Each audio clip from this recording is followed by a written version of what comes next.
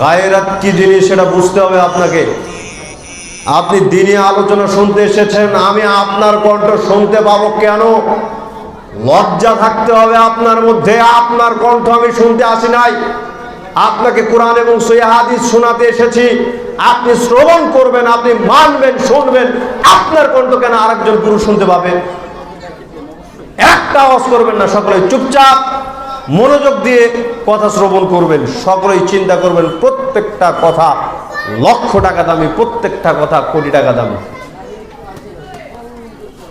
আল্লাহ তাআলা বলতেছেন, অকরনা ফি বুয়ুতিকুন্না ওয়ালা তাবাররাজনা তাবাররুজাল জাহিলিয়াতিল উলা। দুনিয়ার নারী সমাজ, তোমরা নিজ নিজ গৃহে অবস্থান করো। আল্লাহ তাআলা বললেন, পৃথিবীর নারী সমাজ, তোমরা প্রত্যেককেই নিজ নিজ বাড়িতে অবস্থান করো। জাহেলি যুগের নারীদের মতন রূপের ঝলকানি দিয়ে, রূপের প্রদর্শনী দিয়ে তোমরা বাহিরে বের হইও না। তাহলে এখানে আল্লাহ তাআলা বললেন, নারীদেরকে নিজ নিজ গৃহে অবস্থান করার জন্য নিষেধ করলেন জাহেলি যুগের নারীদের মতন করে, যেন কোনোভাবেই মেয়ে মানুষ বাহিরে বের না হয়। মানুষ বুঝতে পারে নাই এই পর্দার গুরুত্ব কত বেশি। আল্লাহ তাআলা বললেন, বাড়িতে অবস্থান করো। বেপরদা হয়ে জাহেলি যুগের নারীদের মতন নিজেদের সৌন্দর্যকে প্রকাশ করে বাহিরে বের হইও না। এরপরে আল্লাহ তাআলা বলতেছেন, ওয়া আকিমনাস সালাত, তোমরা সালাত আদায় করবে। ওয়া আতিনাজ যাকাত, তোমরা যাকাত আদায় করবে। ওয়া আতিনাল্লাহ ওয়া রাসূলা, তোমরা আল্লাহর আনুগত্য করবে, রাসূলের আনুগত্য করবে। মানুষ বুঝতে পারে নাই এই পর্দার গুরুত্ব কত বেশি। আল্লাহ তাআলা বললেন, তোমরা বাড়িতে অবস্থান করো, পর্দা করো। এরপরে তিনি বললেন, তোমরা সালাত আদায় করো। মা বোনেরা খুবই মনোযোগ সহকারে লক্ষ্য করবেন। আল্লাহ তাআলা আপনাদেরকে পর্দার কথা বলতেছেন, আগে পর্দার কথা বলতেছেন, তারপরে আপনাকে সালাত আদায়ের কথা বলতেছেন। আপনি পর্দাকে তুচ্ছ তাচ্ছিল্যের সাথে চিন্তা ভাবনা করেছেন, কোনোদিন চিন্তাই করেন নাই যে পর্দা কত দামি জিনিস, পর্দা কত গুরুত্বপূর্ণ বিষয়, যেখানে আল্লাহ তাআলা আগে আপনাকে পর্দার কথা বলেছেন, তারপরে সালাত আদায়ের কথা বলেছেন। আমরা জানি 5 ওয়াক্ত সালাত আদায় করা ফরজ। কোন মানুষ যদি ইচ্ছাকৃতভাবে 1 ওয়াক্ত সালাত পরিত্যাগ করে, তবে সে ব্যক্তি কাফের। কাফের তো কাফের। সে যদি ইচ্ছাকৃতভাবে সালাত পরিত্যাগকারী অবস্থায় মৃত্যুবরণ করে, তবে তার জানাজা পর্যন্ত মুসল্লিরা দিতে পারবে না। জানাজা পর্যন্ত দিতে পারবে না তো পারবেই না। মুসলমানদের কবরস্থানে পর্যন্ত তাদেরকে দাফন করা চলবে না। তাহলে সালাত এত গুরুত্বপূর্ণ ব্যাপার, যেখানে আল্লাহ তাআলা বলতেছেন, তোমরা আগে পর্দা করো, তারপরে সালাত আদায় করো। আগে পর্দার কথা মা বোনদেরকে বলেছেন, তারপরে সালাত আদায়ের কথা বলেছেন। মা বোনরা 2-4 জন সালাত আদায় করলেও পর্দার বালাই তাদের মধ্যে একেবারেই দেখা যায় না। যেগুলো পর্দা দেখা যায় সেগুলো বিশ্বাস করেন পর্দা নয়, ফ্যাশন। ফ্যাশন যদি পর্দাই হতো, তবে কেন আপনার কণ্ঠ শোনা যেত? যদি পর্দাই হতো, তবে কেন আপনার শরীরের গন্ধ ছড়াতো? যদি পর্দাই হতো, তবে কেন আপনার সৌন্দর্য প্রকাশ পেত? আপনি সাবধান এবং সতর্কতা অবলম্বন করুন। আপনি পর্দার সহিত জীবনযাপন করার চেষ্টা করুন। মহান আল্লাহ অন্যত্র বলেন, ইয়া আইয়ুহান নবী, হে মুহাম্মদ সাল্লাল্লাহু আলাইহি ওয়াসাল্লাম, কুল্লি আজওয়াজিকা ওয়া বানাতিকা ওয়া নিসাইল মুমিনিন, আপনি আপনার স্ত্রীদেরকে বলুন, আপনার কন্যাদেরকে বলুন, লক্ষ্য করিয়েন অনেকের তো চুলকানি শুরু হয়ে যাবে, এত কঠিন করা হলো কেন ইসলামে? মেয়েদের ব্যাপারে আপনার উপর কঠিন করা হয়নি। দেখেন আল্লাহ তাআলা প্রথমে নবী মুহাম্মদ সাল্লাল্লাহু আলাইহি সাল্লামকে নির্দেশ দিচ্ছেন, হে মুহাম্মদ সাল্লাল্লাহু আলাইহি সাল্লাম, আপনি সর্বপ্রথম আপনার স্ত্রীকে বলুন, আপনার কন্যাকে বলুন, মুমিন নারীদেরকে বলুন, ইদনিন আলাইহিন্না মিন জালাবিবিহিন্না, তারা যেন পুরো শরীরটাকে চাদর দিয়ে, পর্দা দিয়ে, বরখা দিয়ে ঢেকে রাখে। আল্লাহ তাআলা আগে নবী পরিবারকে বললেন পুরো শরীরটাকে যেন পর্দা দিয়ে আবৃত করে রাখে, ঢেকে রাখে। এরপরে পৃথিবীর মুমিন নারীদেরকে বললেন যালিকা আদনা ইউরাফনা ফালা ইউযাইন, যদি পর্দার সহিত মা বোনেরা চলাচল করে তাহলে কি হবে? আল্লাহ তাআলা বলতেছেন এদেরকে চিনতে সহজ হবে, এরা হবে ভালো মহিলা, এরা হবে ভালো মহিলা। এদেরকে উত্ত্যক্ত করা হবে না, এদেরকে ইফটিজিং করা হবে না। কথার গুরুত্ব আপনি বুঝতে পারেন নাই। আল্লাহর ওয়াদা, আল্লাহ বলতেছেন কোন নারী যদি পর্দার সহিত জীবন যাপন করে তবে আল্লাহ তাআলা তার হেফাজত করবেন। কোন বখাটে ছেলেরা তাকে উত্ত্যক্ত করবে না, তাকে ইফটিজিং করতে আসবে না, তাকে ধর্ষণ করতে আসবে না, তার হেফাজত করবে স্বয়ং আল্লাহ তাআলা নিজেই। অন্যত্রে লক্ষ্য করেন আল্লাহ তাআলা বলতেছেন ওয়াকুল্লিল মুমিনাতি ইয়াগদুদনা মিন আবসারিহিন্না ওয়া ইয়াহফাযুনা ফুরুজাহুন্না। মুহাম্মদ সাল্লাল্লাহু আলাইহি ওয়াসাল্লাম, আপনি পৃথিবীর নারীদেরকে বলুন তারা যেন তাদের দৃষ্টিকে অবনত করে রাখে। আল্লাহ তাআলা নারীদেরকে বলতেছেন তারা যেন তাদের দৃষ্টিকে অবনত করে রাখে। এরপরে একটা চাদর দ্বারা, একটা ওড়না দ্বারা গলা এবং বক্ষকে ঢেকে রাখে। পূর্বের আয়াতে আমরা জানতে পারলাম, আমরা বুঝতে পারলাম আল্লাহ তাআলা একটা চাদর দ্বারা অথবা একটা বরকা দ্বারা, হেজাব দ্বারা আগে পুরো শরীরটাকে ঢাকতে বললেন। এরপরে বললেন একটা চাদর দ্বারা গলা এবং বক্ষকে আলাদা করে যেন ঢেকে রাখে। কেন আল্লাহ তাআলা বক্ষের কথা উল্লেখ করলেন? এ কারণেই উল্লেখ করলেন পুরুষ জাতি সর্বপ্রথম নারী জাতির যেই অঙ্গের প্রতি দৃষ্টি নিক্ষেপ করে সেটা হচ্ছে নারীদের বক্ষ। সুতরাং সেটাকে যদি সুন্দর করে আবৃত করে রাখা হয়, শরীরের উঁচু নিচু স্থান যদি বোঝা না যায়, তবে ফিতনার কোনো আশঙ্কা থাকবে না, বিশৃঙ্খলার কোনো আশঙ্কা থাকবে না। এখন তো দেশের মাটিতে অনেক নারীবাদী রয়েছে, নারীবাদীর নামে রাত দিন ইসলামের বিরুদ্ধে লেগে রয়েছে। নারীবাদীর নামে কি করে দেশের মাটিতে ফিতনা ছড়ানো যায় এ ব্যাপারে তারা মাস্টার প্ল্যান করে সামনের দিকে অগ্রসর হচ্ছে। প্রকৃতপক্ষে যদি পর্যালোচনা করা যায় তাহলে দেখা যাবে এরা নারীবাদী নয়, বরং এরা বেশ্যাবাদী, এরা পতিতাবাদী, এরা ফিতনাবাদী। কি করে ইসলামকে নষ্ট করা যায়, কি করে বাংলার মুসলিম ঘরের মেয়েদেরকে বেপরদা করা যায়, কি করে জেনা ব্যভিচারকে প্রমোট করা যায়, কি করে সমকামিতাকে বৈধতা দেয়া যায়, এরা রাত দিন এর প্রচারণা চালাচ্ছে। যখন দেখি আমার কোনো বোন ধর্ষিতা হচ্ছে তখন এদেরকে কোন রকম কথা বলতে দেখা যায় না, কিন্তু যখনই দেখা যায় কোনো মা বোন পর্দার জন্য উৎসাহী হয়েছে তখন এই নারীবাদী নামক বেশ্যাবাদী প্রতিদাবাদীরা একেবারে জোরালো কণ্ঠে পর্দার বিরুদ্ধে অবস্থান করে।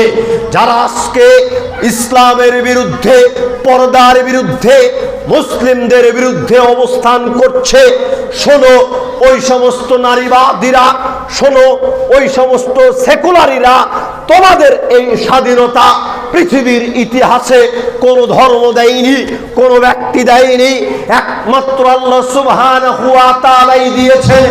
একমাত্র নবী মুহাম্মদ সাল্লাল্লাহু আলাইহি ওয়াসাল্লামই দিয়েছেন, একমাত্র ইসলামই দিয়েছেন। ইসলামই তোমাদেরকে মর্যাদা দিয়েছেন, ইসলামই তোমাদেরকে সম্মান দিয়েছেন। পৃথিবীতে ইসলাম ব্যতীত কেউ তোমাদেরকে সম্মান দেয়নি, কেউ তোমাদেরকে মর্যাদা দেয়নি। তুমি যেই থালে খাইলা সেই থালাটাকেই তুমি ছিদ্র করলে। যেই ইসলাম তোমাকে সম্মানিত করলো, যেই ইসলাম তোমাকে মর্যাদা দিল, আজকে তুমি সেই ইসলামকে অপমানিত করছো। তোমার শিক্ষা দীক্ষা নাই বললেই চলে, বিন্দুমাত্র শিক্ষা তোমার মধ্যে নাই। যদি শিক্ষা থাকতো তবে তুমি ইতিহাস ঘেটে দেখতে, তবে তুমি ইতিহাস ঘেটে দেখতে। কয়েকদিন পূর্বে দেখলাম সোশ্যাল মিডিয়াতে একজন নেত্রী বলতেছিলেন যে ইসলাম বিধান দিয়েছে 4টা বিবাহ করার পুরুষের জন্য, পুরুষের জন্য ইসলাম বিধান দিয়েছে 4টা বিয়ে করার। আমরা কি তার বিধান দিয়েছি? আমরা তো 4টা বিয়ের বিধান দেই নাই। এই কারণেই নেত্রী তোমাকে বলছিলাম, তোমার বিদ্যা বুদ্ধি বলতে কিছুই নেই। তুমি মূর্খতার গভীর গহ্বরের মধ্যে নিমজ্জিত আছো। তোমার একটু চিন্তা করা দরকার। তোমার মধ্যে শিক্ষা নাই, যেটুকু আছে পুরাটাই চক্রান্ত। তুমি কি বুঝাতে চাচ্ছ? তোমার 2-3 বছর পূর্বের গণনা দেখা লাগতো, বাংলাদেশে 33 লক্ষের অধিক মা বোনেরা রয়েছে পুরুষের চাইতেও বেশি। তুমি এই 33 লক্ষ মা বোনকে কোথায় প্রেরণ করতে চাচ্ছ? তোমার চিন্তা ভাবনা দেখলে গাও আত্রে উঠে, সেরেও উঠে। তুমি এই 33 লক্ষ অতিরিক্ত মা বোনকে কোথায় প্রেরণ করবে? বধূ হিসেবে যদি তুমি প্রেরণ না করো, কোথায় প্রেরণ করবে? তুমি তো বললে 4টা বিয়ে পুরুষের জন্য আমরা মানি না। 4টা বিয়ে যদি পুরুষেরা না করে তবে এই 33 লক্ষ মা বোনদের কি হবে? এই 33 লক্ষ মা বোনকে তুমি কোথায় প্রেরণ করতে চাচ্ছ? তোমার মাস্টার প্ল্যান খুব মারাত্মক। তুমি হয় তাদেরকে ব্যভিচারের দিকে ঢেলে দিচ্ছ, নয়তো তাদেরকে সমকামিতার দিকে ঢেলে দিচ্ছ। সাবধান, সাবধান, বাংলার মুসলিম কোনদিন মানবে না। শোনো বোন, তোমাকেই বলছি, তোমাকে মূল্যায়ন করি, তোমাকে সম্মান করি। তুমি ইতিহাস ঘেটে দেখো, তুমি একটু চিন্তা ভাবনা করে দেখো। এই ইসলামই তোমাকে সম্মান দিয়েছে, তোমাকে কথা বলার অধিকার দিয়েছে। ইসলামের পূর্বে তুমি কথা বলার সাহস পাও নাই। কথা বলা তো বহু দূরের কথা। তুমি ছিলে ভোগপণ্য, তুমি ছিলে আবর্জনা। তোমাকে কেউ মূল্যায়ন করতো না, তোমাকে কীট পতঙ্গের মতন মূল্যায়ন করত। তুমি লক্ষ্য করো, আল্লাহ তাআলা বলতেছেন, ওয়াইদা বুসিরা আহাদুহুম বিল উনসা, জাহেলি যুগে যখন পিতাদেরকে কন্যা সন্তানের সুসংবাদ প্রদান করা হতো, জাহেলি যুগে যখন পিতাদেরকে কন্যা সন্তানের সুসংবাদ দেয়া হতো, যাল্লা ওয়াজহুহু মুসওয়াদ্দা ওয়া হুয়া কাদিমুন, তখন পিতাদের মুখমণ্ডল কালো হয়ে যেত। জাহেলি যুগের লোমহর্ষক ঘটনার দিকে লক্ষ্য করেন। আল্লাহ তাআলা বলতেছেন, ওয়াইদা বুশিরা আহাদুহুম বিল উনসা, জাহেলি যুগে যখন পিতাদেরকে কন্যা সন্তানের সুসংবাদ দেয়া হতো, যাল্লা ওয়াজহুহু মুসওয়াদ্দা ওয়া হুয়া কাদিমুন, তখন পিতাদের মুখমণ্ডল কালো হয়ে যেত। হায় হায় হায়, ভাষাটা কি লক্ষ্য করেছেন? আল্লাহ তাআলা বলতেছেন, পিতাদেরকে কন্যা সন্তানের সুসংবাদ দেয়া হতো। কন্যা সন্তানের সুসংবাদ শুনে সেই পিতার মুখমণ্ডল কালো হয়ে যেত। ইয়াতাওয়ারা মিনাল কওমি মিন সুই মা বুসিরা বিহি আয়ুমসিকুহু আলা হুনিন আম ইয়াদুসুহু ফিত তুরাব, সেই পিতা অপমানে জর্জরিত হয়ে নিজ আত্মীয় স্বজনের নিকট থেকে মুখমণ্ডলকে লুকিয়ে রাখত, নিজ আত্মীয় স্বজনের নিকট থেকে দূরে থাকত। চিন্তা করত বারবার করে যে অপমানের গ্লানি মাথায় নিয়ে আমি আমার কন্যা সন্তানকে জীবন্ত রেখে দিব নাকি জীবন্ত মাটিতে পুঁতে ফেলব? আপনি কি কখনো চিন্তা করেছেন একজন কন্যা সন্তানকে জীবন্ত মাটিতে পুঁতে ফেলা কত ভয়ঙ্কর একটা ব্যাপার, কত কঠিন একটা ব্যাপার? 3 বছর 5 বছরের ফুটফুটে কন্যা সন্তানকে জীবন্ত মাটিতে পুঁতে ফেলা কত ভয়ঙ্কর একটা ব্যাপার, কখনো কি চিন্তা করেছেন? মহান আল্লাহ বলেন, ওয়া ইদাল মাউউদাতু সুইলাত, বিচারের কাঠগড়ায় প্রত্যেক জীবন্ত মেরে ফেলা কন্যা সন্তানকে জিজ্ঞেস করা হবে, বিআইয়ি যামবিন কুতিলাত, বলো তো আত্মা কি কারণে তোমাকে হত্যা করা হয়েছিল? সেদিন কি জবাব প্রদান করবে?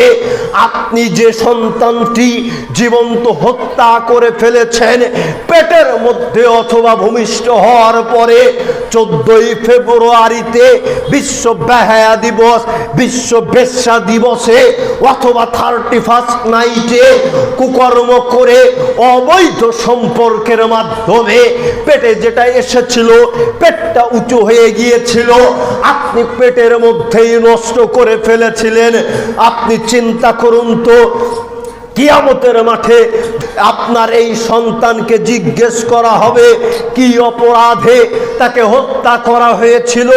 একটাবার চিন্তা করেন তো সেদিনের পরিস্থিতি কত ভয়ঙ্কর হবে, কত কঠিন হবে। আজকে যে যেদিক থেকে পারে, যে যেদিক থেকে যেভাবে পারে ইসলামকে অপমানিত করতে চায়, কিন্তু কেউ কোনোদিন চিন্তা ভাবনা করে দেখে নাই নারীদেরকে শুধুমাত্র ইসলামী মূল্যায়ন করেছে। যেই সমাজে নারীদেরকে জীবন্ত মাটিতে পুঁতে ফেলা হতো, সেই সমাজ থেকে আল্লাহর নবী জনাবে মুহাম্মদুর রাসূলুল্লাহ সাল্লাল্লাহু আলাইহি ওয়াসাল্লাম এই কুসংস্কারকে পৃথিবীর মানচিত্র থেকে ধূলিসাৎ করে দিয়েছে। আপনি কি বুঝতে পেরেছেন সেই সময়ের চিত্র কত কঠিন ছিল? একজন পিতার দ্বারা কি কোনোভাবে সম্ভব নিজ ওরসজাত সন্তানকে জীবন্ত মাটিতে পুঁতে ফেলা? আপনি বিষয়টা বুঝতে পারেন নাই। একটু লক্ষ্য করেন, যখন পিতার কন্যা সন্তান জন্মগ্রহণ করলো, কন্যা সন্তান জন্ম হওয়ার কারণে পিতা নিজেকে লাঞ্ছিত বোধ মনে করলো, অপমানিত বোধ মনে করলো। পিতার যে তার সন্তানের প্রতি মায়া নেই, দয়া নেই, ব্যাপারটা মোটেও এমন নয়। অবশ্যই কন্যা সন্তানের প্রতি পিতার দয়া আছে, পিতার মায়া আছে, কিন্তু পরিবেশ এতটাই খারাপ ছিল, সেই সমাজ এতটাই খারাপ ছিল যে নারীদেরকে কোনোভাবেই মেনে নেয়নি, নারীদেরকে কোনোভাবেই মূল্যায়ন করা হয়নি। তাই তো পিতা আত্মগোপন করে থাকতো, নিজ আত্মীয় স্বজনদের নিকটে নিজের চেহারা দেখাতো না, আত্মীয় স্বজনদের নিকট থেকে পালিয়ে বেড়াতো অপমানের হাত থেকে বাঁচার জন্য। 2 বছর চলে যায়, 3 বছর চলে যায়, 5 বছর চলে যায়। হঠাৎ পিতা একদিন কন্যা সন্তানকে নিয়ে চলে মরুর বালুতে অথবা কোনো নির্জন জায়গাতে, ফাঁকা জায়গাতে, জনমানবহীন জায়গাতে খেলনা সহকারে। পিতা বলতেছে, আম্মু চলো আজকে তোমাকে নিয়ে ঘুরতে যাব। এবারে পিতার সঙ্গে কন্যাও ছুটে চলছে। হঠাৎ ফাঁকা একটা জায়গাতে পিতা গর্ত খনন করছে, কন্যা সন্তান খেলনা পাতি নিয়ে খেলাধুলা করছে, গর্ত খনন করছে। পিতার অন্তর ফেটে যায়, হায় হায় হায়, আমি কিছুক্ষণের মধ্যে আমার কলিজার টুকরো মেয়েটিকে জীবন্ত মাটিতে পুঁতে ফেলবো, কিন্তু কিছুই করার নেই। যতই কলিজা ফেটে চৌচির হয়ে যাক না কেন, কেন ওই সমাজে কন্যা সন্তানকে মেনে নেবে না, সেই সমাজ কন্যা সন্তানকে মূল্যায়ন করবে না।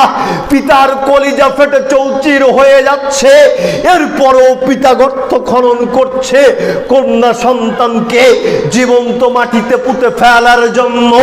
আস্তে আস্তে যখন গর্ত খনন করা হয়ে যায়, এবারে পিতা প্রস্তুতি গ্রহণ করেছে যে কোনো মূল্যে কন্যা সন্তানকে গর্তের মধ্যে নিক্ষেপ করতে হবে, জীবন্ত মাটিতে পুঁতে ফেলতে হবে।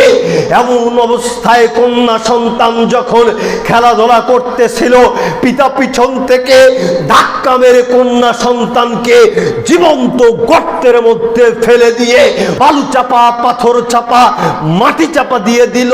হায় হায় হায়, কি হৃদয় বিদারক ঘটনা! কন্যা চিৎকার করে ডাকছে, আব্বু কেন তুমি আমাকে এভাবে গর্তের মধ্যে ফেলে দিচ্ছ? আব্বু কেন তুমি আমাকে বালু চাপা দিচ্ছ? আব্বু কেন তুমি আমাকে পাথর চাপা দিচ্ছ? কন্যাও চিৎকার করে কাঁদতেছে, পিতাও চিৎকার করে কাঁদতেছে। যতই মায়া মহব্বত থাকুক না কেন, সেই সমাজ, জাহেলি সমাজ, কন্যা সন্তানকে কোনোভাবেই মূল্যায়ন করবে না। সেই সমাজ কন্যা সন্তানদেরকে ভোগপণ্য হিসেবে ব্যবহার করত, যার কারণে যতই মায়া মহব্বত থাকুক না কেন, পিতা তার কন্যা সন্তানকে জীবন্ত মাটিতে পুঁতে ফেলে দিয়ে বাড়িতে ফিরে চলে আসতো। সকলেই পড়ি নাউজুবিল্লাহ, আস্তাগফিরুল্লাহ। ও মা বোনেরা, যারা রাত দিন ইসলামের বিরুদ্ধে প্রোপাগন্ড ছাড়িয়ে বেড়ান, যারা রাত দিন ইসলামের বিরুদ্ধে লেগেই থাকেন, তারা লক্ষ্য করেন আপনার কি মূল্যায়ন ছিল। আপনাকে ইসলামের পূর্বে কোন জাতি মূল্যায়ন করেনি। ইসলামের নবী জনাবে মুহাম্মদুর রাসূলুল্লাহ সাল্লাল্লাহু আলাইহি ওয়াসাল্লাম, তিনি এসে আপনাদের মান মর্যাদাকে বৃদ্ধি করে দিয়েছেন। এবারে লক্ষ্য করেন, উকবা ইবনে আমির রাদিয়াল্লাহু তাআলা আনহু বলতেছেন, রাসূল সাল্লাল্লাহু আলাইহি ওয়াসাল্লাম বলেছেন, ইন্নাল্লাহা হারামা আলাইকুম উকুকাল উম্মাহাতি। পৃথিবীর মানুষ শোনো, পৃথিবীর মানুষ শোনো, তোমাদের মায়েদের অবাধ্য হওয়া তোমাদের জন্য একেবারেই হারাম করে দেওয়া হলো, একেবারেই হারাম করে দেওয়া হলো। সুবহানাল্লাহ, আলহামদুলিল্লাহ। পৃথিবীর কোন সন্তান তাদের মায়েদের অবাধ্য হতে পারবে না। সরাসরি আল্লাহর নবী নিষেধ করলেন, হারাম করে দিলেন। এই যে দেখেন, ইসলামে step by step, step by step মেয়েদের মর্যাদাকে বৃদ্ধি করতেছেন, মেয়েদের মান মর্যাদাকে বৃদ্ধি করতেছেন। শুধু তাই নয়, জাহেলি যুগের সেই কর্মকাণ্ড নিয়ে যখন আল্লাহর নবীর নিকটে আসা হলো, উমর রাদিয়াল্লাহু তাআলা আনহু বলতেছেন, কায়েস ইবনে আসিম রাসূল সাল্লাল্লাহু আলাইহি ওয়াসাল্লামের নিকটে এসে বললেন, ইন্নী ওয়াতু সামানিয়া বানাতিন লি ফিল জাহিলিয়াত। আল্লাহর নবী, আমি জাহেলি যুগে 8টি কন্যা সন্তানকে জীবন্ত মাটিতে পুঁতে ফেলেছি। চিন্তা করেছেন, 8টি কন্যা সন্তানকে জীবন্ত মাটিতে পুঁতে ফেলা হয়েছে, এই কথা আল্লাহর নবীকে বলা হচ্ছে। তখন আল্লাহর নবী বলতেছেন, ক্বালা ইহদিন শিতা আন কুল্লি ওয়াহিদাতিন মিনহা রাকাবাতান। তুমি প্রত্যেকটা কন্যা সন্তানের বদৌলতে একটি করে গোলামকে মুক্ত করে দাও, আজাদ করে দাও। সকলেই পড়ি সুবহানাল্লাহ। চিন্তা করেন, এভাবেই আল্লাহর নবী জনাবে মুহাম্মদুর রাসূলুল্লাহ সাল্লাল্লাহু আলাইহি ওয়াসাল্লাম মেয়েদের মান মর্যাদাকে বৃদ্ধি করতেছেন। কুলতু ইন্নী সাহিবু ইবলিন।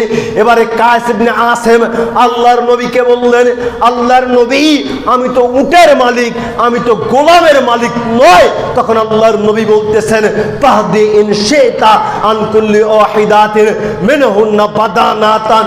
ও আচ্ছা, ঠিক আছে, তুমি তো উটের মালিক, তুমি তো গোলামের মালিক নও, অতএব তুমি মাধ্যমে প্রত্যেকটা কন্যা সন্তানের বদৌলতে আল্লাহর সন্তুষ্টি অর্জনের উদ্দেশ্যে একটি করে উট কুরবানি করে দাও। মেয়েদের মান মর্যাদাকে আল্লাহর নবী জনাবে মুহাম্মদুর রাসূলুল্লাহ সাল্লাল্লাহু আলাইহি ওয়াসাল্লাম ইসলামের মাধ্যমে বহু গুণে বৃদ্ধি করে দিয়েছেন, বহু গুণে বৃদ্ধি করে দিয়েছেন। আনাস ইবনে মালিক রাদিয়াল্লাহু তাআলা আনহু বলতেছেন, রাসূল সাল্লাল্লাহু আলাইহি ওয়াসাল্লাম বলেছেন, মান আলা জারিয়াতাইনি হাত্তা তাবলুগা জাআ ইয়াউমাল কিয়ামাতি, যে ব্যক্তি পৃথিবীতে দুইটা কন্যা সন্তানকে প্রতিপালন করবে, যে ব্যক্তি পৃথিবীতে দুইটা কন্যা সন্তানকে প্রতিপালন করবে, আনা ওহুয়া হাকাদা ওয়াদাম্মা আসাবিআহু, আল্লাহর নবী বললেন সে ব্যক্তি কিয়ামতের দিন আমার নিকটে এভাবে আসবে। আল্লাহর নবী এই কথা বলেই তার হাতের আঙ্গুলগুলিকে একত্রিত করলেন। আরে ও মা বোনেরা, আরে ও দিনী ভাইয়েরা, যারা ইসলামের বিরুদ্ধে রাত দিন প্রপাগান্ডা চালান, লক্ষ্য করে দেখেন ইসলামই একমাত্র মা বোনদের মর্যাদা দিয়েছে, সম্মান দিয়েছে। আল্লাহর নবী বললেন যে ব্যক্তি পৃথিবীতে দুইটা কন্যা সন্তান প্রতিপালন করবে কিয়ামতের দিন, আল্লাহর নবী বললেন সে ব্যক্তি আমার সাথে একত্রে উঠবে, তার আর আমার মাঝখানে কোনো ফাঁকা থাকবে না। উকবা ইবনে আমির রাদিয়াল্লাহু তাআলা আনহু বলতেছেন, রাসূল সাল্লাল্লাহু আলাইহি ওয়াসাল্লাম বলেছেন, মান আলা সালাসু বানাতিন, যে ব্যক্তি পৃথিবীতে তিনটা কন্যা সন্তান প্রতিপালন করবে, যে ব্যক্তি পৃথিবীতে মাত্র তিনটা কন্যা সন্তান প্রতিপালন করবে, ফাসাবার আলাইহিন্না, সে যদি ধৈর্য ধারণ করে, ওয়া তাআমাহুন্না, সে যদি তাদেরকে খাদ্য খাওয়ায়, ওয়া সাকাহুন্না, তাদেরকে যদি পানীয় পান করায়, ওয়া কাসাহুন্না মিন জিদাতিহি, সে যদি তাদেরকে পোশাক পরিধান করায়, কুন্না লাহু হিজাবান মিনান নারি ইয়াউমাল কিয়ামাতি, তবে কিয়ামতের দিন এই তিনটা কন্যা সন্তান জাহান্নাম এবং ওই তিনটা কন্যা সন্তান প্রতিপালনকারী অভিভাবক পিতার মাঝখানে অন্তরাল হয়ে যাবে। জাহান্নাম কোনোভাবেই সেই পিতাকে স্পর্শ করতে পারবে না। সরে সরে বলি সুবহানাল্লাহ। তবে একটা বার চিন্তা করুন, এই ইসলাম ব্যতীত অন্য কোনো ব্যক্তি, অন্য কোনো ধর্ম, অন্য কোনো জাতি নারীদেরকে মূল্যায়ন করেনি, নারীদেরকে সম্মান দেয়নি। একমাত্র ইসলামী নারীদেরকে মর্যাদা দিয়েছে, ইসলামী নারীদেরকে মূল্যায়ন করেছে, ইসলামী নারীদেরকে সম্মান দিয়েছে।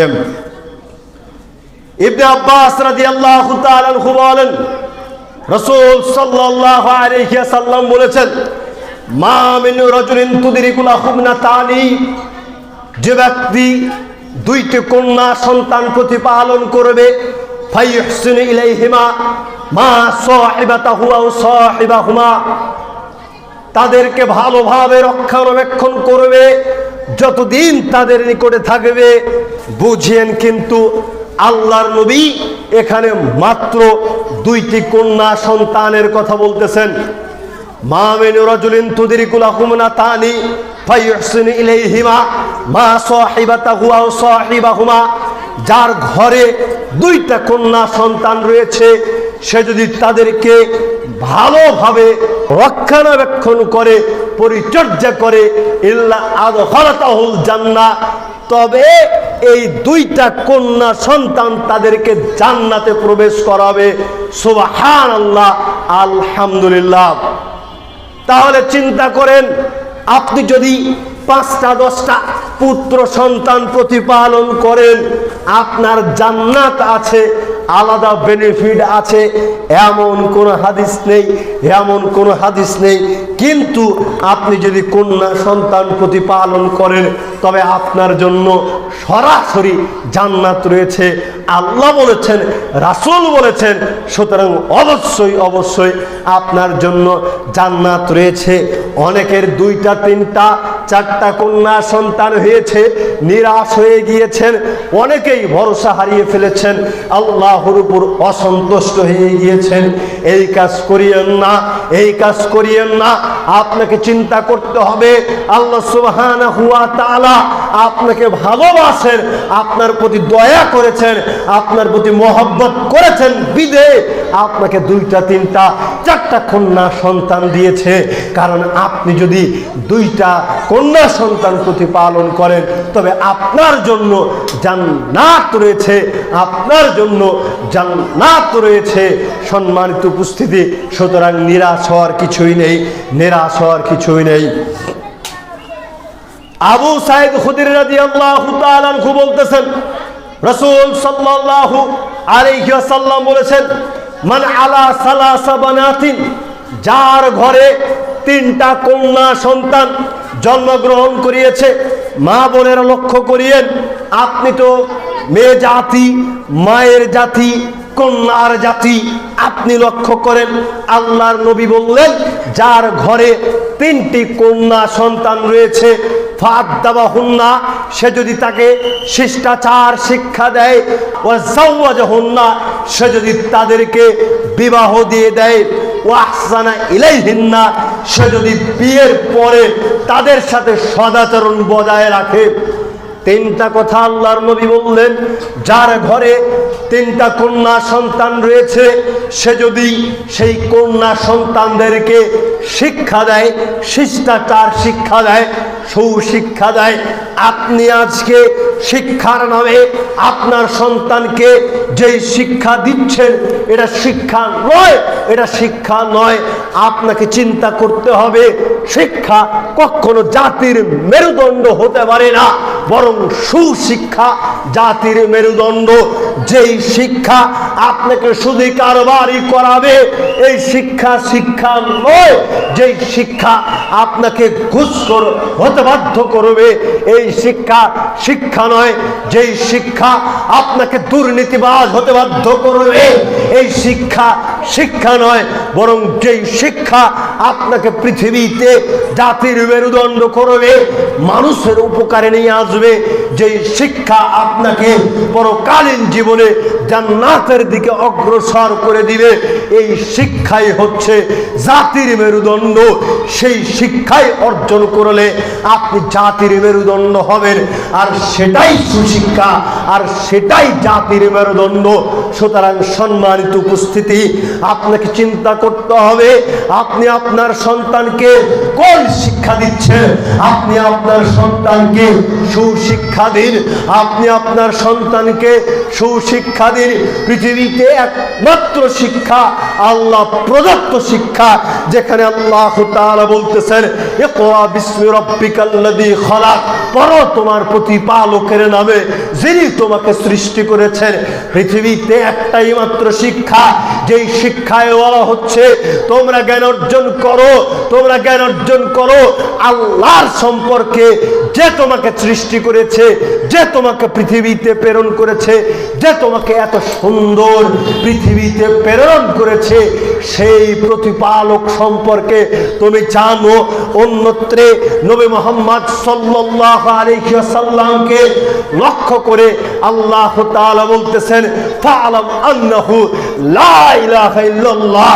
মুহাম্মদ সাল্লাল্লাহু আলাইহি ওয়াসাল্লাম, আপনি জ্ঞান অর্জন করুন আল্লাহ ব্যতীত কোনো মাবুদ নেই, আল্লাহ ব্যতীত কোনো মাবুদ নেই। আপনি নিজের অপরাধের জন্য ক্ষমা প্রার্থনা করুন, মুমিন নারী পুরুষের জন্য ক্ষমা প্রার্থনা করুন। দেখেন, পৃথিবীর সর্বকালের সর্বশ্রেষ্ঠ সম্মানিত মহামানব জনাবে মুহাম্মদুর রাসূলুল্লাহ সাল্লাল্লাহু আলাইহি ওয়াসাল্লামকে বলা হচ্ছে আপনি জ্ঞান অর্জন করেন আল্লাহ ব্যতীত কোনো মাবুদ নেই, আল্লাহর সম্পর্কে জ্ঞান অর্জন করতে বলা হচ্ছে। এরপরে বলা হচ্ছে আগে নিজের অপরাধের জন্য ক্ষমা প্রার্থনা করুন। নবী মুহাম্মদ সাল্লাল্লাহু আলাইহি ওয়াসাল্লামকে বলা হচ্ছে আপনার অপরাধের জন্য ক্ষমা প্রার্থনা করুন। আমরা যদি লক্ষ্য করি সহিহ বুখারীর 5063 নম্বর হাদিসের দিকে, তাহলে দেখতে পারবো তার সম্পর্কে বলা হচ্ছে কদ গুফিরা লাহু মা তাকাদ্দামা মিন জামবি, তার পূর্বের পাপ পরের পাপ যত অপরাধ রয়েছে আল্লাহ তাআলা সমস্ত অপরাধকেই ক্ষমা করে দিয়েছেন। এর পরেও তাকে বলা হচ্ছে আপনি আপনার অপরাধের জন্য ক্ষমা প্রার্থনা করুন। সম্মানিত উপস্থিতি, আপনাকে আমি কি বুঝাবো, আপনি যেই শিক্ষা অর্জন করতেছেন, আপনার সন্তানকে যেই শিক্ষা দিচ্ছেন, আপনি চিন্তা করে দেখেন তো সেই শিক্ষা আপনাকে এটা শেখায় কিনা, সেই শিক্ষা আপনাকে এটা শিক্ষা দেয় কিনা যে আল্লাহ তাআলার নিকটে ভুলের জন্য, অপরাধের জন্য ক্ষমা চাইতে হবে। আপনার শিক্ষা নিশ্চিত এই শিক্ষা দেয় না। বলছিলাম আপনি আপনার কন্যা সন্তানকে সুশিক্ষা প্রদান করুন। আল্লাহর নবী বললেন, যার 3টি কন্যা সন্তান রয়েছে সে যদি এই কন্যা সন্তানদেরকে সুশিক্ষা দান করে, ওয়াজাওয়াজাহুন্না, তাদের বিবাহের ব্যবস্থা করে, তাদের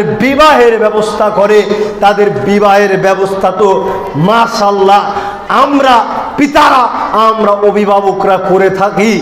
একেবারে চিরুনি অভিযান দিয়ে আনাসে কানাসে খুঁজে জামাই নিয়ে আসি, টাকাওয়ালা জামাইয়ের আর কিছু থাক বা না থাক, বাড়ি একটা থাকলেই হলো, টাকা থাকলেই হলো, সরকারি চাকরি থাকলেই হলো, চরিত্র চাঁদের দেশে গায়ে থাকলেও সমস্যা নাই, যদি নেশার মধ্যে ডুবে থাকে তাতেও সমস্যা নাই, কারণ জামাইয়ের টাকা আছে, পাত্রের জমি আছে, বাড়ি আছে, তাহলে সব সমাধান, সব মাওকুফ।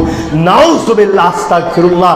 আপনি আপনার কন্যা সন্তানকে জেনে শুনে ইচ্ছাকৃতভাবে জাহান্নামের দিকে অগ্রসর করে দিলেন। এটাই বাস্তব। এই নীতি থেকে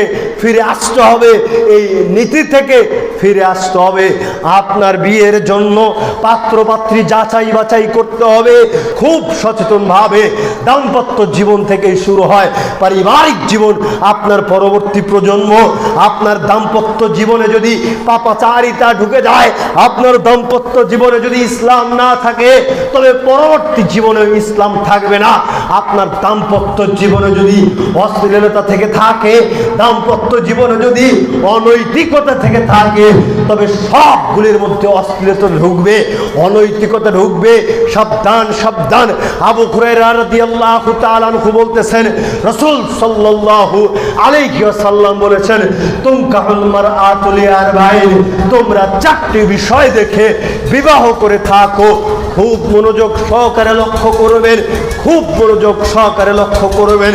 আল্লাহর নবী বললেন, তোমরা 4টি বিষয় দেখে বিবাহ করে থাকো। লিমালিহা, 1 নম্বরে তোমরা সম্পদ দেখে থাকো। ওয়ালি হিসাবিহা, 2 তোমরা বংশ দেখে থাকো। ওয়া জামালিহা, 3 তোমরা সৌন্দর্যতা থেকে থাকো। ওয়ালি দীনিহা, 4 নম্বরে তোমরা ধার্মিকতা দেখে বিবাহ করে থাকো। লক্ষ্য করিয়েন, আমরা যদি জিজ্ঞেস করে থাকি কয়টা বিষয় দেখে বিবাহ করা যায়, তখন আপনারাই বলে থাকেন যে 4টি বিষয় দেখে বিবাহ করা যায়। 1 টাকা দেখে, 2 বংশ দেখে, 3 সৌন্দর্যতা থেকে, 4 ধার্মিকতা দেখে। আপনারা এটা বলে থাকেন যে এই 4টা বিষয় দেখে বিবাহ করা যায়। ভুল সিদ্ধান্ত, ভুল ডাহা ভুল। আল্লাহর নবী এরপরে বলতেছেন, ফাসফার বিজাতিদ দীন তারিবাত ইয়াদাকা। আমি মুহাম্মদ সাল্লাল্লাহু আলাইহি ওয়াসাল্লাম তোমাদেরকে বলতেছি, তোমরা সৌন্দর্যতা দেখবে না, তোমরা বংশ দেখবে না, তোমরা অর্থকরী দেখবে না, তোমরা দেখবে ধার্মিকতা দেখে তোমরা বিবাহ কাজকে সম্পন্ন করবে। আল্লাহর নবী বললেন, তোমরা সাধারণত এই 4টা বিষয় দেখে বিবাহ করে থাকো। 4টা বিষয় দেখে সাধারণত তোমরা বিবাহ করে থাকো। আমি মুহাম্মদ সাল্লাল্লাহু আলাইহি সাল্লাম বলতেছি, তোমরা শুধুমাত্র একটা বিষয় দেখে বিবাহ করবে। সেটা কি? সেটা হচ্ছে ধার্মিকতা, ইসলামিয়তা দেখে তোমরা বিবাহ করবে। আজকে মানুষ সম্পদ দেখে, বংশ দেখে বিবাহ করে, কেউ কোনোদিন ধার্মিকতা দেখার চেষ্টাই করে না, চিন্তাই করে না। অনেকেই একেবারে ছেলের প্রশংসা করে, মেয়ের প্রশংসা করে। ছেলে আমার বিসিএস ক্যাডার, মেয়ে আমার এটা হয়েছে সেটা হয়েছে, ওখানকার শিক্ষিকা তোখানকার শিক্ষিকা ইঞ্জিনিয়ার জজ ব্যারিস্টার হয়েছে, এত টাকা বেতন পায়, এত এত সুনাম। 10 গ্রামের লোক আমার ছেলে সম্পর্কে জানে, আমার মেয়ে সম্পর্কে জানে। যদি বলি বাবাজি আপনার ছেলে আপনার মেয়ে কি 5 ওয়াক্ত ফরজ সালাত আদায় করে? বিশ্বাস করেন ওই পিতার মুখ তখন কুত্তা মার্কা হয়ে যায়, বিলাই মার্কা হয়ে যায়। তোমার সফলতা 5 পয়সা দাম নেই যদি তুমি ফরজ সালাত পরিত্যাগকারী হয়ে থাকো। যতই টাকা থাকুক না কেন, যতই সম্পদ থাকুক না কেন, তুমি যদি সালাত আদায় না করে থাকো তবে তুমি মুসলমানই নও, তবে তুমি মুসলমানই নও। তোমাকে সালাত আদায় করতেই হবে। মুসলমান হলে অবশ্যই অবশ্যই তোমাকে 5 ওয়াক্ত সালাত আদায় করতেই হবে, করতেই হবে। যে ব্যক্তি সালাত পরিত্যাগকারী এ মুসলমান নয়। আপনি কি করে অমুসলিমের সাথে আপনার মুসলিম ঘরের পাত্র পাত্রী বিবাহ দেন? আপনার ছেলে আপনার মেয়ে 5 ওয়াক্ত সালাত আদায় করে, আর আপনি যার সাথে তার বিবাহ ঠিক করেছেন সে ব্যক্তি 5 ওয়াক্ত সালাত আদায় করে না। আপনি মশাই বলেন তো দেখি, আপনি কি করে মুসলমানের বাচ্চা হয়ে অমুসলিমের সাথে, কাফেরের সাথে, সালাত পরিত্যাগকারীর সাথে আপনার ছেলেকে আপনার মেয়েকে বিবাহ দেন? এই বিয়ে দেয়া চলবে না, এই বিয়ে দেয়া চলবে না। এখন মাতা মুরব্বী সমাজের মোরলরা বলবে সালাত পরিত্যাগ করা এটা কি মহা বড় অন্যায় হয়ে গেল? মানে তাদের নিকটে তুচ্ছ ব্যাপার। তারা বলতেছে কি যে এখন সালাত আদায় করে না, আস্তে আস্তে সালাত ধরবে। আস্তাগফিরুল্লাহ ওয়া আতুবু ইলাইহি। মানে ইবলিস আস্তে আস্তে পাপ পরিত্যাগ করে দিয়েছে নাকি দিন দিন পাপের কাজ বৃদ্ধি করে দিয়েছে? ইবলিস পাপ করা কি কমিয়ে দিয়েছে নাকি পাপ করা বাড়িয়ে দিয়েছে? ইবলিস পাপ দিন দিন বৃদ্ধি করতেছে। ওর ফ্যাক্টরি আছে, ওর যত একেবারে সংখ্যা বাড়তেছে ওর পাপও তত বাড়তেছে। তো যে পাপ করে এ দিন দিন পাপ করা ছেড়ে দেয় নাকি পাপ পরিত্যাগ করবে? হঠাৎ অনিচ্ছাকৃতভাবে পাপ হয়ে যাওয়া এক জিনিস, আর রাত দিন অনবরত পাপ যে করেই চলতেছে ও পাপ থেকে বিরত থাকবে কেমন করে? তো ওই ইবলিস মার্কা দিন যত যাবে ওর পাপ ততই বৃদ্ধি হবে, ওর পাপ ততই বৃদ্ধি হবে। ওর পাপ কমার কোনোভাবেই সম্ভাবনা নেই। সুতরাং সালাত পরিত্যাগকারী অমুসলিম কাফের ব্যক্তির সাথে কখনোই সন্তান সন্ততির বিয়ে দিবেন না। এ থেকে বিরত থাকবেন। আল্লাহর নবী বললেন এরপরে বিয়ে দিবে সুন্দরভাবে দেখে শুনে বিয়ে দিবে। ওয়াহসানা ইলাইহিন্না, 3 নম্বরে আল্লাহর নবী বললেন বিয়ের পরে সদাচরণ বজায় রাখবে। বিয়ের পরে কন্যাদের সাথে সদাচরণ বজায় রাখতে হবে। বিয়ে হয়ে যাওয়ার পরে কন্যা সন্তান চলে গিয়েছে শ্বশুর বাড়ি, হায় হায় হায়, কন্যা খেয়ে থাকলো নাকি না খেয়ে থাকলো, কন্যার শরীর ভালো আছে নাকি অসুস্থ হয়ে গিয়েছে, একটু তো খোঁজ খবর নিতেই হবে।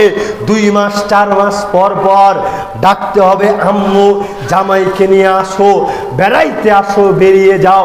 জামাইকে বলতে হবে বাবাজি অনেক দিন তো হয়ে গেল, আসো আমার মেয়েকে নিয়ে, কলিজার টুকরোকে নিয়ে বেরিয়ে যাও। কন্যা সন্তান আসলে, জামাই আসলে হাদিয়া তুহফা দেওয়ার চেষ্টা করতে হবে, সদাচরণ করতে হবে। একেবারে অনেকেই কি করি, বিয়ের পরে কন্যা সন্তানদেরকে দিই না। কিছু বুড়া শয়তান আছে, হজে যাওয়ার পূর্বে সব জমি জাতি বেটাকে লিখে দিয়ে কন্যার কাছে মাপ নিয়ে হজে যায়। আস্তাগফিরুল্লাহ তুবু ইলাইহি। এই মাপ কন্যার নিকট থেকে চাইলে কষ্টের কালেও মাপ পাওয়া সম্ভব নয়। আপনি ওয়ারিসকে বঞ্চিত করলেন, কন্যাকে বঞ্চিত করে আল্লাহর সিদ্ধান্তকে পরিবর্তন করে দিয়ে সন্তানকে ছেলেকে লিখে দিয়ে গিয়েছেন, আর কাবা ঘরে গিয়ে মাপ চাচ্ছেন। এই মাপ চাইলে চলবে না। কিয়ামতের দিন কন্যার যে হকটুকু মেরে খেয়েছেন, এই হকটুকু কিয়ামতের দিন পরিশোধ করতেই হবে। সাবধান, এই শয়তানি করিয়েন না। আবার বুইরা বেটা কয় কি যে মা আমি তোমাদের জন্য দোয়া দিচ্ছি, খালি দোয়া আর দোয়া। ছেলেদের জন্য সব জমি লিখে দিছে আর কন্যা সন্তানদেরকে খালি দোয়া আর দোয়া। তো ওই দোয়া কি খালি কন্যা সন্তানেরই কাজে লাগে? ছেলে সন্তান গোর কাজে লাগে না, এটা শয়তানি, স্রেফ শয়তানি ছাড়া আর কিছুই নয়। যত দূর মাইকের আওয়াজ যাচ্ছে অবশ্যই পিতারা লক্ষ্য করবেন, কোনোভাবেই কন্যা সন্তানদেরকে ঠকানো চলবে না। যতটুকু সম্পদ তারা প্রাপ্য আপনার মৃত্যুর পরে ওয়ারিশ হিসেবে, ঔরসজাত হিসেবে তারা অটোমেটিক পেয়ে যাবে। আপনি পূর্বে কেন দিবেন? পূর্বে যদি দিতে যান সমানভাবে দিতে হবে। আপনাকে অবশ্যই সদাচরণ করতে হবে। আল্লাহর নবী বললেন বিয়ের পরে সদাচরণ বজায় রাখতে হবে। এরপরে বিয়ের পরে কন্যাদের সাথে সদাচরণ করে না, অসৎ আচরণ করতে, দুর্ব্যবহার করতে বাধ্য হয় পিতামাতা কিছু ভাইয়ের কারণে। আরে ও ভাইয়েরা, যারা তোমাদের বোনদেরকে দেখতে পারো না, জামাইদেরকে দেখতে পারো না, ভাগ্না ভাগ্নিদেরকে দেখতে পারো না, শোনো, তোমাদের রিজিককে বৃদ্ধি করতে হলে অবশ্যই তোমার বোন ভাগ্না ভাগ্নির সাথে সদাচরণ করতেই হবে, তাদের পাতে ভাত বাড়তেই হবে। আল্লাহর নবী বললেন কেউ যদি রিজিক বৃদ্ধি করতে চায়, রিজিক বাড়াতে চায়, সে যেন আত্মীয়তার সম্পর্ক ঠিক রাখে।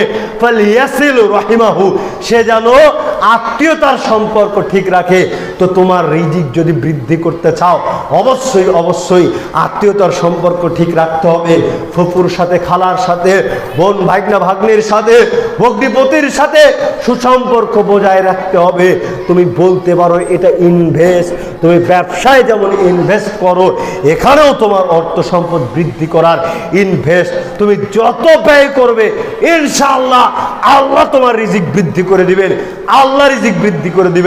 আল্লাহ বলেছেন, নবী বলেছেন, তুমি যদি মেহমানদারিত্ব করো অবশ্যই আল্লাহ তাআলা তোমার রিজিক বৃদ্ধি করবেন। কিভাবে করবেন? তিনি করবেন, তার ইচ্ছা, তিনি যেভাবে ইচ্ছা তোমার রিজিক বৃদ্ধি করবেন। সুতরাং অবশ্যই বিয়ের পরে কন্যা সন্তানের সাথে সদাচরণ করতেই হবে।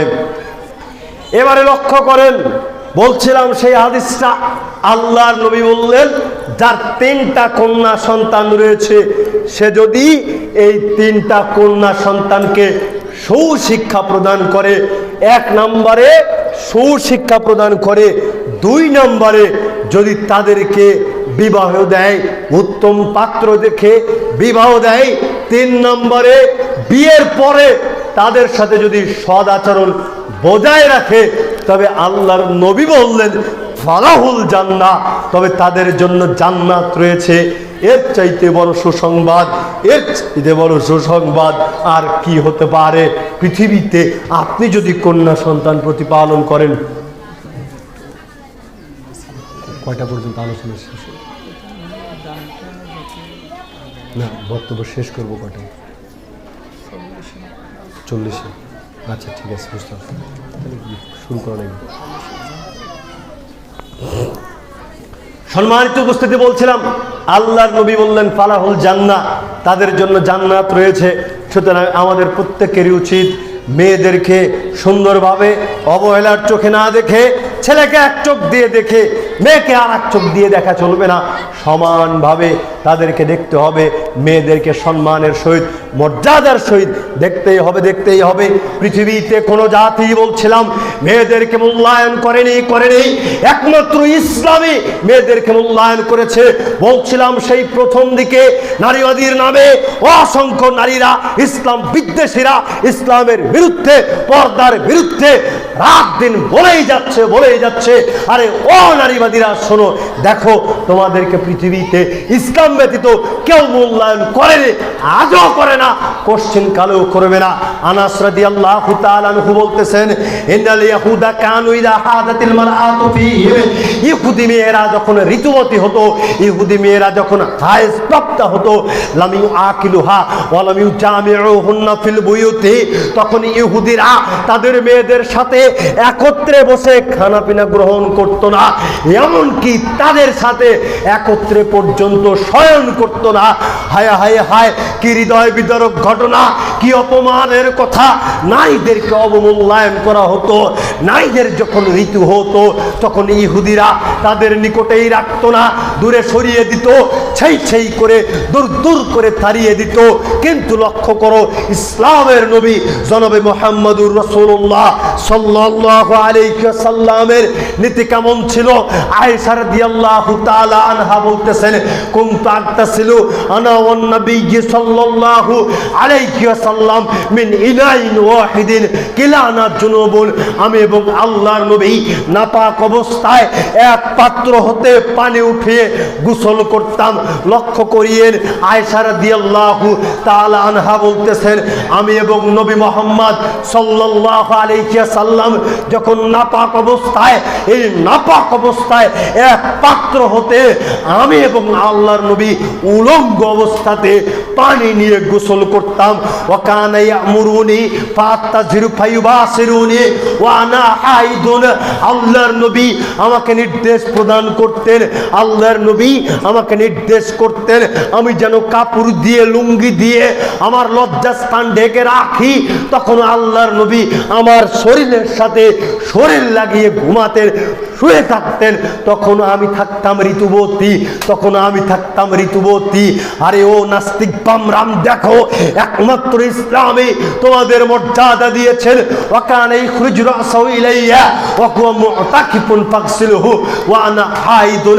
আয়েশা রাদিয়াল্লাহু তাআলা আনহা বলতেছেন, আল্লাহর নবী ইতিকাফের মতন গুরুত্বপূর্ণ ইবাদতের সময় মসজিদ হতে মাথাকে বের করে দিয়ে আল্লাহর নবী আমার নিকট থেকে সুন্দর করে মাথা পরিষ্কার করে নিতেন, আমি পরিষ্কার করে দিতাম। তখনও আমি ছিলাম ঋতুবতী। আপনাকে আমি কি করে বুঝাই? আল্লাহর নবী এত গুরুত্বপূর্ণ ইবাদতের সময়ও আয়েশা রাদিয়াল্লাহু তাআলা আনহা যখন ঋতুবতী ছিলেন, তখন তিনি তাকে দূরিয়ে সরিয়ে দেন নাই। তখন তার প্রতি ভালোবাসার কমতি হয়নি, পরিপূর্ণ ভালোবাসা ছিল, পরিপূর্ণ মায়া মহব্বত ছিল। অন্য বিবরণের দিকে লক্ষ্য করলে দেখতে পারবেন, আয়েশা রাদিয়াল্লাহু তাআলা আনহা বলতেছেন, কুনতু আশরাবু ওয়া আনা হাইদুন, আমি যখন ঋতুবতী তখন আমি পানি পান করতাম। সুম্মা বুনাবিলুহুন, নবী সাল্লাল্লাহু আলাইহি ওয়াসাল্লাম যেই পাত্রে আমি পানি পান করতাম, সেই পাত্রটি আল্লাহর নবীর হাতে দিয়ে দিতাম। আল্লাহর নবী সেখানে মুখ লাগিয়ে পানি পান করতেন, যেখানে আমি মুখ লাগিয়ে পানি পান করতাম। শুধু এখানেই শেষ নয়, আয়েশা রাদিয়াল্লাহু তাআলা আনহা বলতেছেন, আমি যখন ঋতুবতী অবস্থাতে হাড় হতে গোশত ছিঁড়ে ভক্ষণ করতাম, আল্লাহর নবী ওই হাড় থেকে গোশত ছিঁড়ে খেতেন যেখানে আমি মুখ লাগিয়ে খেয়েছি। দেখেন, ঋতুবতী অবস্থাতেও আল্লাহর নবী আয়েশা রাদিয়াল্লাহু তাআলা আনহা তার প্রতি পূর্ণ ভালোবাসা রেখেছেন। মাইমুনা রাদিয়াল্লাহু তাআলা আনহা বলতেছেন, ইউসাল্লি ফি মিরতিন বা'দুহু আলাইয়া ওয়া বা'দুহু আলাইহি। আমি যখন ঋতুবতী আল্লাহর নবী একটা চাদর গায়ে দিয়ে সালাত আদায় করতেন, আর সেই চাদরের এক অংশ আমার শরীরে থাকতো, আর আরেক অংশ গায়ে দিয়ে আল্লাহর নবী সালাত আদায় করেছেন। আল্লাহর নবী সালাত আদায় করেছেন, তখন আমি ঋতুবতী। ও মা বোনেরা, উদাত্ত আহ্বান জানাই, কোনোভাবে ইসলামকে অবমূল্যায়ন করেন না, কোনোভাবেই পর্দাকে অবমূল্যায়ন করিয়েন না। পর্দা করে জীবন যাপন করলে পরকালীন জীবনে নাজাত রয়েছে, পরকালীন জীবনে নাজাত রয়েছে। আপনাকে আমি কি করে বুঝাই? আল্লাহর নবী বলতেছেন, ইত্তালাতু ফিল জান্নাতি, আমি জান্নাতের দিকে লক্ষ্য করলাম। পৃথিবীর মানুষ শোনো, আমি জান্নাতের দিকে লক্ষ্য করলাম। জান্নাতের দিকে লক্ষ্য করতেই দেখতে পারলাম, ফারাআইতু আকতারা আহলিল ফুকারা, জান্নাতের অধিকাংশ মানুষই দুস্থ, দরিদ্র, অসহায়। অসহায়, হায় হায় হায়, দুস্থ দরিদ্র মানুষগুলো জান্নাতে ঢুকে গেল। এবারে আল্লাহর নবী কি কঠিন কথা, কি ভয়ঙ্কর কথা উল্লেখ করলেন। ওই তালাতু ফিন্নার, আমি জাহান্নামের দিকে লক্ষ্য করলাম। জাহান্নামের দিকে লক্ষ্য করতেই দেখতে পারলাম, ফারাআইতু আকতারা আহলিহান নিসা, জাহান্নামের অধিকাংশ মানুষই একেবারে নারী আর নারী। জাহান্নামের অধিকাংশ মানুষই নারী আর নারী। কি ভয়ঙ্কর কথা, বিপজ্জনক কথা। জাহান্নামের অধিকাংশ মানুষই নারী হয় কি করে? ও মা বোনেরা, সাবধান এবং সতর্ক হন, সাবধান এবং সতর্ক হন। লম্বা চওড়া হাদিস। আল্লাহর নবী বলতে বলতে বলছিলেন, সাহাবাগণ জিজ্ঞেস করে বসলেন, আল্লাহর নবী তারা কেন জাহান্নামে যাবে? তখন আল্লাহর নবী বলে উঠলেন, ইয়াকফুরুনাল আসিরা ওয়া ইয়াকফুরুনাল ইহসান, তারা স্বামীর সাথে অসৎ আচরণ করার কারণে জাহান্নামী, তারা স্বামীর সদাচরণকে অস্বীকার করার কারণে জাহান্নামী। এই কথা বলতেই আল্লাহর নবী বললেন, তুমি এমন দিন দেখবে, তুমি তাদের দিকে লক্ষ্য করলে দেখতে পারবে তাদের সাথে সারা জীবন ভালো ব্যবহার করেছো, একদিন যদি তাদের সাথে খারাপ ব্যবহার করে থাকো, একদিন যদি সে তোমার খারাপ ব্যবহার পেয়ে থাকে, তবে সেদিন বলবে, জিন্দেগিটাও তোমার থেকে ভালো ব্যবহার পেলাম না, ভালো আচরণ পেলাম না। সম্মানিতা মা বোনেরা, এই কাজ কোনো সময় করিয়েন না। স্বামীর সাথে সদাচরণ বজায় রাখুন, একটু কষ্ট হলেও মানিয়ে নেন, মানিয়ে নেন। জান্নাত রয়েছে, জান্নাত রয়েছে।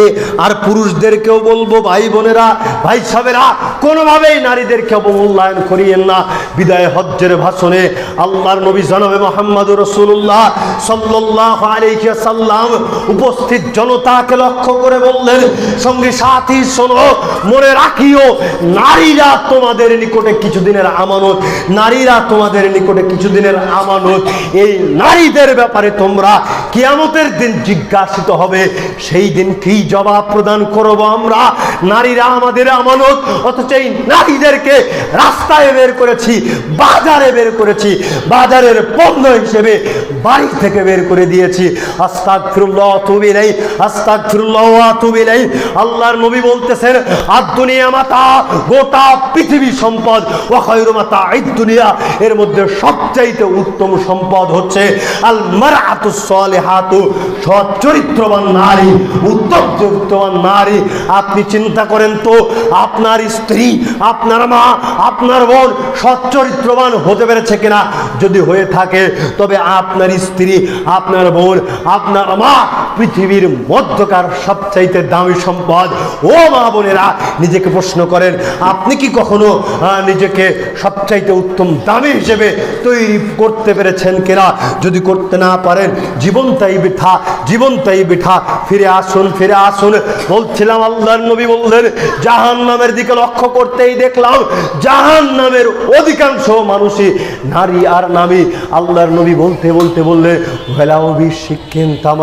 তোমরা এই জাহান্নামের আগুন থেকে বাঁচতে চাইলে, জাহান্নামের আগুন থেকে বাঁচতে চাইলে সাদকা করো, দান করো। একটা খেজুরের বিনিময়ে হলেও দান করে জাহান্নামের আগুন থেকে বাঁচার চেষ্টা করো। সকলেই বলি সুবহানাল্লাহ। আল্লাহর নবী একেবারে বিরাট অফার, বাম্পার অফার দিয়ে গেলেন যে আমরা যদি সাদকা করি, সাদকার মাধ্যমে আমরা জাহান্নামের আগুন থেকে বাঁচতে পারি। সুতরাং উপস্থিত বৈঠকের দিনে মুসলিম বোন, উপস্থিত বৈঠকের দিনে মুসলিম বোন, উদাত্ত আহ্বান জানাচ্ছি, একজনও খালি হাতে এখান থেকে উঠবেন না। সকলেই আপ্রাণ চেষ্টা করবেন প্রাণ খুলে দান করার, প্রাণ খুলে সাদকা করার। আল্লাহর নবী যখন জাহান্নামের খুতবা দিলেন, ভয় দেখালেন, অতঃপর বেলাল রাদিয়াল্লাহু তাআলা আনহুকে দিয়ে যখন দান উঠানোর জন্য চাদর খুলে মা বোনদের দিকে প্রেরণ করলেন, মা বোনেরা এমন হারে দান করতেছিল, স্রোতের মতো দানের গতিতে দেখা যাচ্ছিল। কেউ কানের গহনা, কেউ নাকের গহনা, কেউ হাতের গহনা, স্বর্ণ অলংকারগুলো খুলে খুলে ছুঁড়ে মারতেছিল। আমরাও চাচ্ছি, আজকে সেই মা বোনকে দেখতে চাচ্ছি, আপনারা দান করার চেষ্টা করবেন। আল্লাহ সুবহানাহু ওয়া তাআলা মা বোনদেরকে কবুল করে নিক, আল্লাহুম্মা আমিন। সবচাইতে গুরুত্বপূর্ণ একটা হাদিস আপনাদেরকে উল্লেখ করছি, হাদিসগুলো মনোযোগ সহকারে লক্ষ্য করেন। আল্লাহর নবী বলতেছেন, ইন্নাল মারআতা তুকবিলু ফি সূরাতি শাইতানিন, নিশ্চয় নারী আসে শয়তানের বেশ ধরে। মারাত্মক কথা। আরে ও মা বোনেরা, শুনছেননি? চিন্তা করেন, একটু ভাবেন কি বলতেছেন। আল্লাহর নবী বললেন, নারী আসে শয়তানের রূপ ধারণ করে, রাস্তায় নারী আসে শয়তানের রূপ ধারণ করে।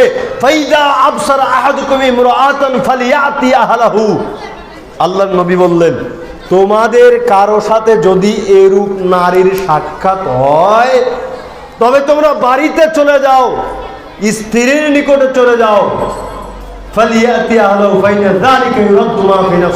তোমার অন্তরে যা আছে তোমার স্ত্রী বের করে দিবে। মা বোনেরা লক্ষ্য করিয়েন, রাস্তায় যে নারী বেপরদা ভাবে জাহেলি যুগের মতন প্রদর্শনী দিয়ে চলাচল করতেছে, আল্লাহর নবী রাস্তার এই নারীকে কি বললেন? শয়তান বলে উল্লেখ করলেন। আর এই শয়তান মার্কা নারীর সাথে যদি কোনো পুরুষের দেখা হয়ে যায়, মনে যদি কামনা বাসনা জাগে, তবে আল্লাহর নবী ওই পুরুষকে বললেন, আর দেরি করিও না, বাড়িতে চলে যাও, গৃহে চলে যাও, স্ত্রীর নিকটে চলে যাও। তোমার স্ত্রী তোমার মনের মধ্যকার যে পাপ আছে, কামনা বাসনা আছে, এই কামনা বাসনাকে দূর করে দেবে। সুবহানাল্লাহ, আলহামদুলিল্লাহ। মা বোনেরা এখানে লক্ষ্য করেন, দুইটা নারীর কথা আল্লাহর নবী বললেন। একটা নারীর কথা বললেন শয়তান, আর আরেকটা নারীর কথা বললেন যে এই নারী পাপ করানো তো বহু দূরের কথা, বরং নিজ স্বামীর পাপকে হেফাজত করবে, পাপ থেকে বিরত রাখবে, এমন নারী হওয়ার চেষ্টা করুন। এমন সুশীলা, পর্দাশীলা, একের চক্ষু শীতলকারিণী নারী হওয়ার চেষ্টা করুন। অন্য বিবরণীতে আল্লাহর নবী বলতেছেন, আল মারআতু আওরাতুন, নারী হচ্ছে ঢেকে রাখার বস্তু, নারী হচ্ছে গোপন বস্তু। ফাইদা খরাজাম, যখন এই নারী বাড়ি থেকে বের হয়, শয়তান তাকে নগ্নতার প্রতি উত্তেজিত করে তুলে, শয়তান তাকে নগ্নতার প্রতি ক্ষিপ্ত করে তুলে। আজকের বক্তব্যের সম্পূর্ণ আলোচনা ভুলে যান, এই হাদিসটা মনে রাখার চেষ্টা করবেন। আব্দুর রহমান ইবনে আউফ রাদিয়াল্লাহু তাআলা আনহু বলতেছেন, ইদা সাল্লাল মারআতু খামসাহা, নারী যখন চারটা আমল করবে, চারটা কাজ করবে। ইদা সাল্লাল মারআতু খামসাহা, এক নম্বরে 5 ওয়াক্ত সালাত আদায় করবে। আশা করি প্রত্যেকটা প্রায় বোনেরা 5 ওয়াক্ত সালাত আদায় করেন। 2 ওয়াসামাত শাহরাহা, রমজানের সিয়াম পালন করবেন। 3 ওয়াহাফাজাত ফারজাহা, লজ্জাস্থানের হেফাজত করবেন। 4 ওয়াতাআত যাওজাহা, স্বামীর খিদমত করবেন। তাহলে এই চারটা, 1 5 ওয়াক্ত সালাত আদায় করবেন, 2 রমজান মাসে সিয়াম পালন করবেন, 3 লজ্জাস্থানের হেফাজত করবেন, 4 স্বামীর খিদমত করবেন। আল্লাহর নবী বললেন, কিল আলাহাদ খুলিল জান্নাতা মিন আইয়া আবওয়াবিল জান্নাতি শিইতি, তবে ওই নারীকে কিয়ামতের দিন বলা হবে, হে 4টি আমলকারী নারী, তোমার জান্নাতের যে দরজা দিয়ে ইচ্ছা তুমি সেই দরজা দিয়েই প্রবেশ করো। সুবহানাল্লাহ, আলহামদুলিল্লাহ। সুতরাং প্রত্যেকটা মা বোনকে বলবো, এই আজকের যতক্ষণের বক্তব্য, সম্পূর্ণ বক্তব্য ভুলে যান, কিন্তু এই আলোচনাটুকু, এই হাদিসটুকু মনে রাখার চেষ্টা করবেন, আমল করার চেষ্টা করবেন। আল্লাহ সুবহানাহু সুবহানাহু ওয়া তাআলা আপনাকে কবুল করে নিক, আপনাকে আমল করার তৌফিক ইনায়াত করুন। যা হোক,